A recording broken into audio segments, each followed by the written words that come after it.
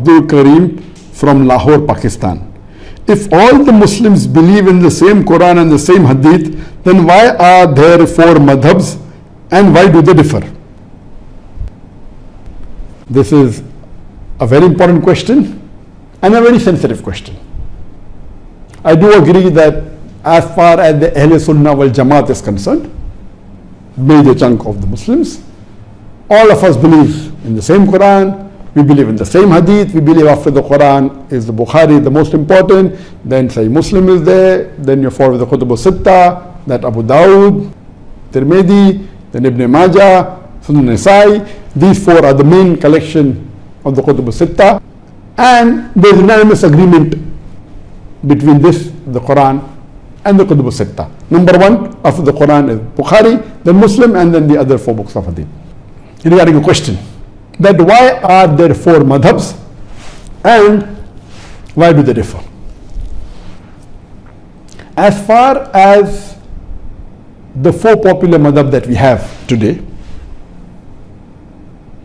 and we follow the 4 Imams, that is Imam Abu Hanifa, Imam Malik, Imam Shafi, and Imam Ahmad ibn Hanbal, may Allah have mercy on them all. I love all these 4 Imams, I respect them all, and I really pray for all of them. May Allah subhanahu wa ta'ala grant them mercy, and may Allah put all of them in Jannat al-Firdaus al-A'la. Let me correct you first that these 4 madahib, they came to explain to the Muslim Ummah Islam in detail. Let me tell you that they don't differ always. They differ rarely. More than 90 to 95%, all the 4 madhab are the same. They may differ in some issues, maybe minor issues. As far as the major issues are concerned, about Salah, we have to pray 5 times, regarding Zakat, regarding Hajj, all these 4 madhab, they are same. In the minute aspects of Salah or of Hajj, they may differ here and there, but they are minute differences. It's not a major difference at all. It is not worth fighting over it. All these 4 Imams, they said that if you find any of my fatwa, any of my verdict, which goes against Allah and His Rasul, which goes against Quran and Sahih Hadith, then you throw my fatwa on the wall. So all these 4 Imams, they were great scholars, and they came to explain the deen to us. Regarding why do they differ if we follow the same Quran and the same Hadith, is a very important question, and this question troubled me for many years. Alhamdulillah, Allah has blessed me that I have met many scholars from all these 4 madahib, and I interacted with many of them many hours, and I spent time with them, and I posed the same question, why do they differ? And the reply they gave was there, some less satisfying, some more satisfying, but there is no convincing reply for the masses.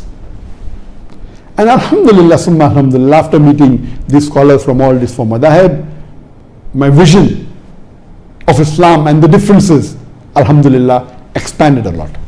Allah clearly mentioned in the Quran in Surah Imran chapter 3 verse number 103, وَاتَصِمُوا بِحَبْلِ اللَّهِ جَمِيعًا وَلَا تَفَرَّقُوا. Hold to the rope of Allah strongly and be not divided. We Muslims are supposed to hold to the rope of Allah, that the glorious Quran and the Sahih Hadith. To explain to a common man, I will give you some examples, and I always believe in explaining people by giving examples which they understand. I would like to ask a simple question to the people who know English. What is the spelling of the word color? Can you guess? Give the reply. You can give the reply on the WhatsApp, you can give the reply on the Facebook, you can give the reply on the YouTube. What is the spelling of color? I'm not getting any reply. What is the spelling of color?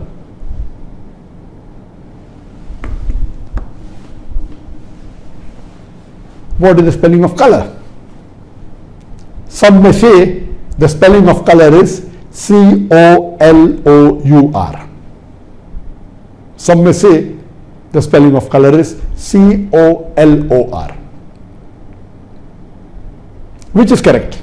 A person who is well versed with English will tell you that the first spelling is the spelling of British English. C-O-L-O-U-R is the British spelling for the word color. C-O-L-O-R is the American spelling for the word color. I am asking the question, which is correct? C-O-L-O-U-R or C-O-L-O-R? And again, you'll have difference of opinion. Some will say C-O-L-O-U-R is correct if he's a British. Some will say C-O-L-O-R if he's an American. Some will say both are correct. But even if they differ, you never find them fighting over this issue. They may differ. A Britisher will say C-O-L-O-U-R is correct. I'm an Indian. We were ruled by the Britishers, and quite a large portion of the world was ruled by the Britishers. So all those who were ruled by the Britishers and we were British colonies, we will follow British English and we'll say the spelling of correct is C-O-L-O-U-R. The American will say C-O-L-O-R. We agree to both. A Britisher would prefer C-O-L-O-U-R, but if someone says C-O-L-O-R, fine. We agree to differ.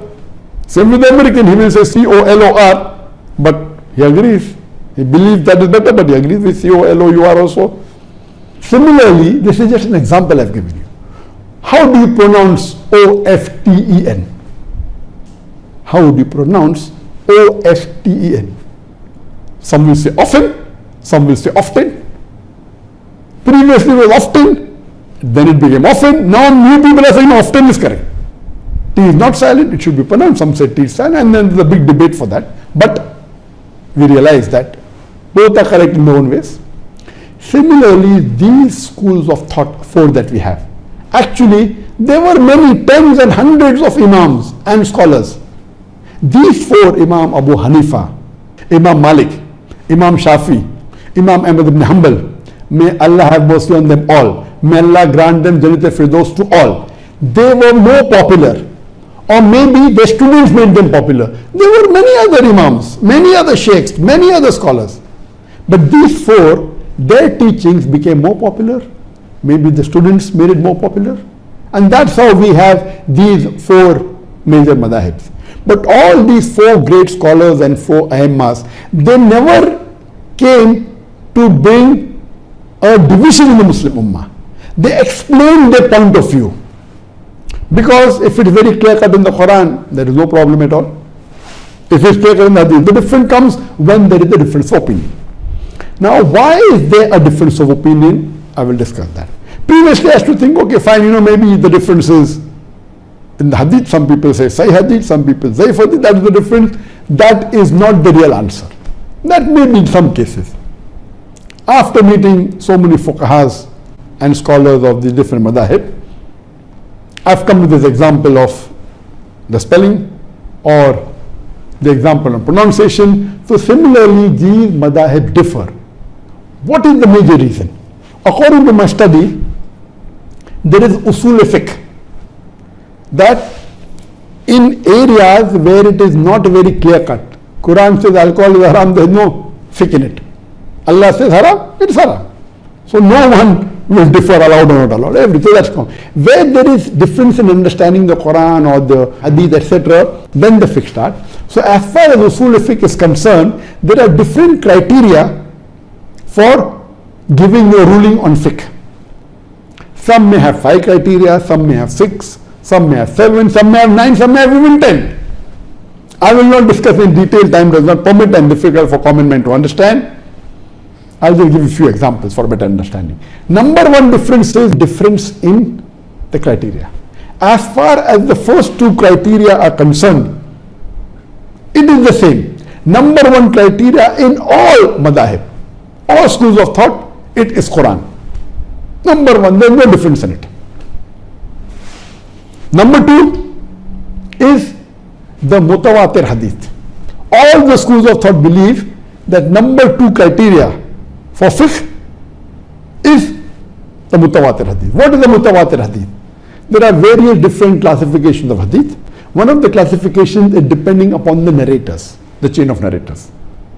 Mutawatir hadith means a hadith in which there are various chains of narrators in every generation.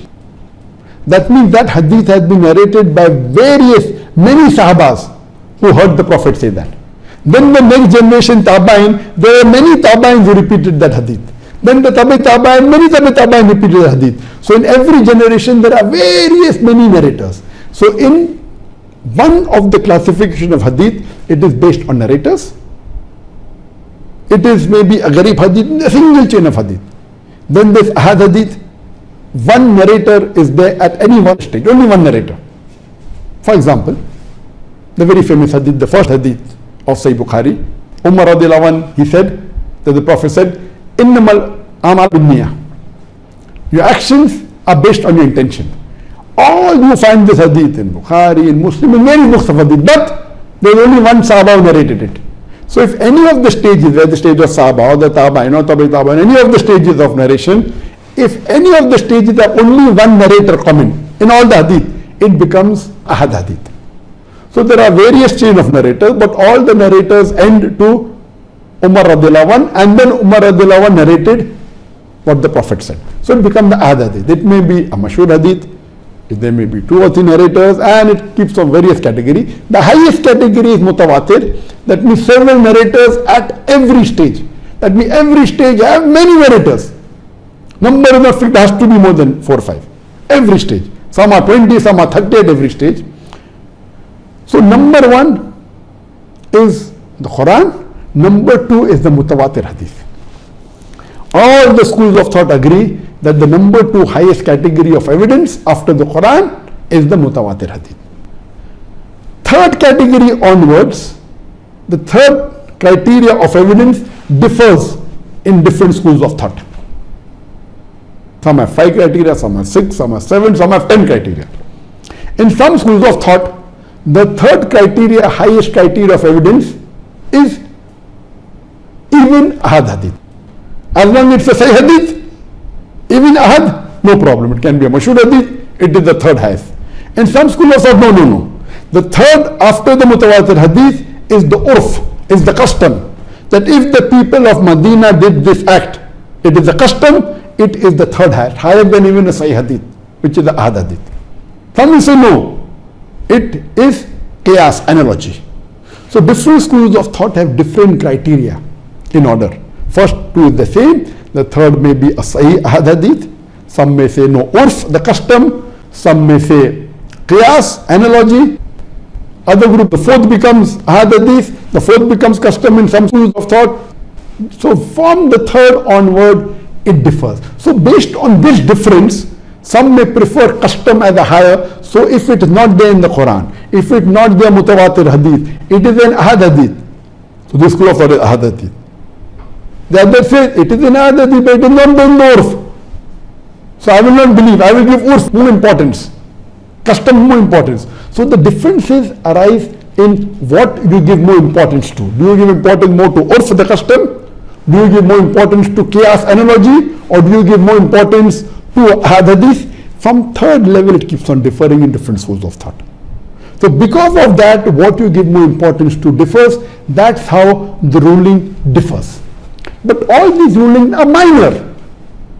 What we have to understand, that we have to respect the ruling of all the 4 schools of thought.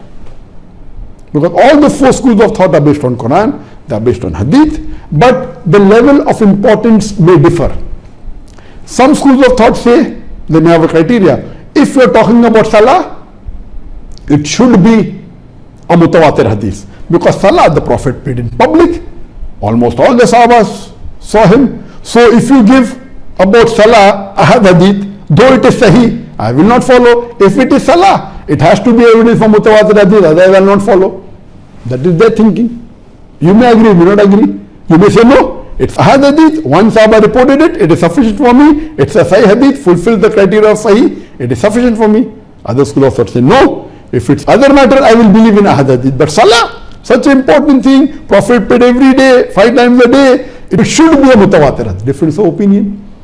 So how do you differ? So the third and the fourth and the fifth level of criteria after the first 2 differ. This is the reason why the major difference is there in the 4 schools of thought. It may be difficult for people to understand.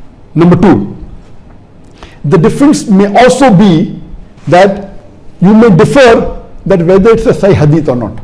Some may say it's a Hasan hadith. Hasan hadith is the lowest level of Sahih hadith. Some will say no, it is a Daif hadith.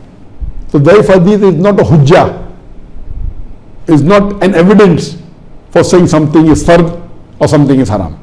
It may have other values.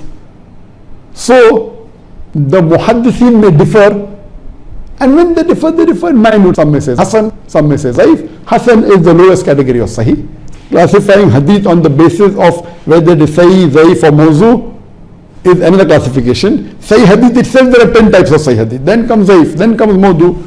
Time will not permit to go into details.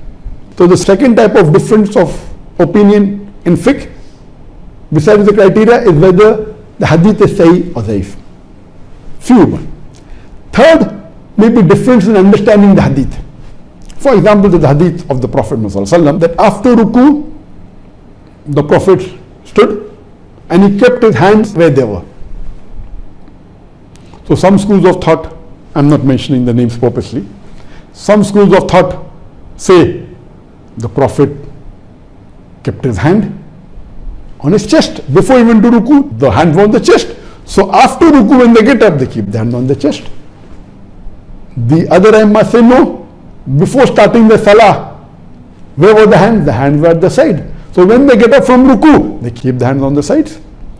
So here you understand that the difference is because understanding the hadith. All of them agree that the hadith is sahih, but one fuqaha agrees this hadith refers to where were the hands before going to ruku. The other fuqahas agree that it was before starting salah. So difference in interpreting the hadith. So one is because of criteria, which is the major difference. Number two is that difference in whether it's a sahih or zaif. Number three, in understanding the hadith. Similarly, there can be a difference in understanding the Quranic verse also. For example, the verse of the Quran says that when a woman touches, your wudu breaks. So one fuqaha agrees that physical touch breaks the wudu. The Arabic word is masa, coming from the word lamasa. Lamasa has got two meanings in Arabic. One means a sexual touch, one means a physical touch. So one fuqaha takes it as a physical touch and says physical touch breaks the wudu. The other fuqaha says no, it means sexual touch, so physical touch does not break a wudu. So these differences are there in understanding the meaning of the verse of the Quran. So because of these differences, whether it be difference in criteria, whether it be difference in whether it's Sahih or Zaif hadith, whether it's a difference in understanding the hadith, whether the difference in understanding the verse of the Quran, because of this the differences are there, and these differences are minor. We should not fight over it.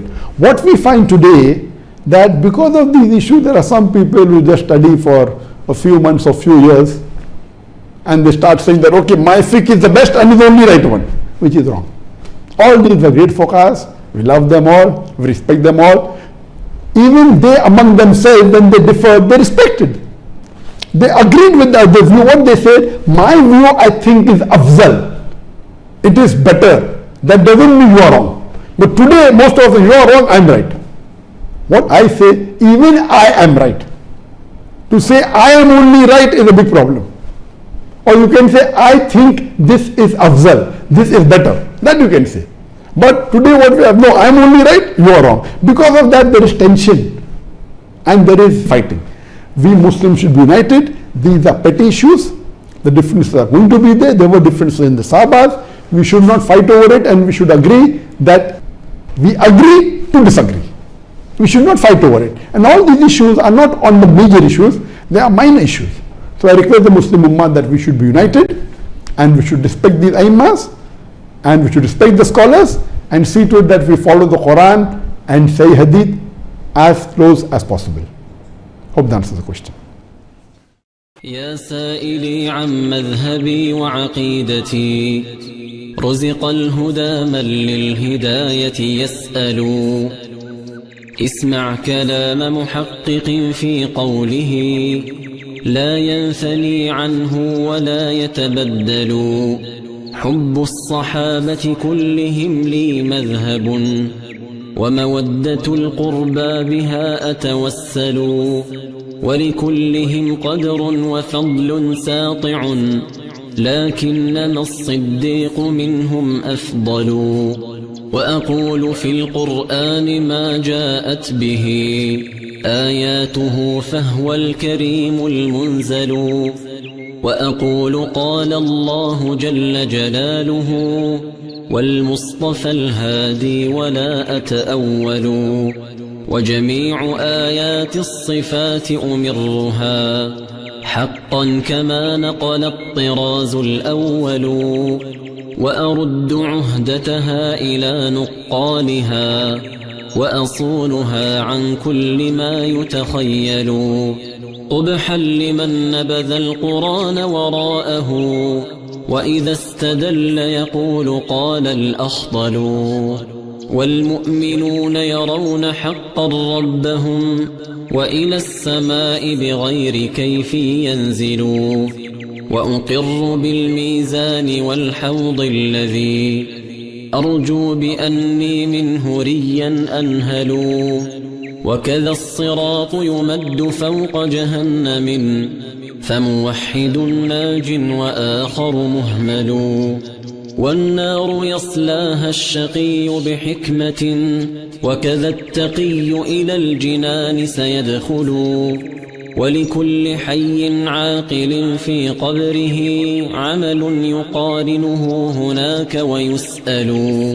هذا اعتقاد الشافعي ومالك وأبي حنيفة ثم أحمد ينقل. فإن اتبعت سبيلهم فموفق، وإن ابتدعت فما عليك معول.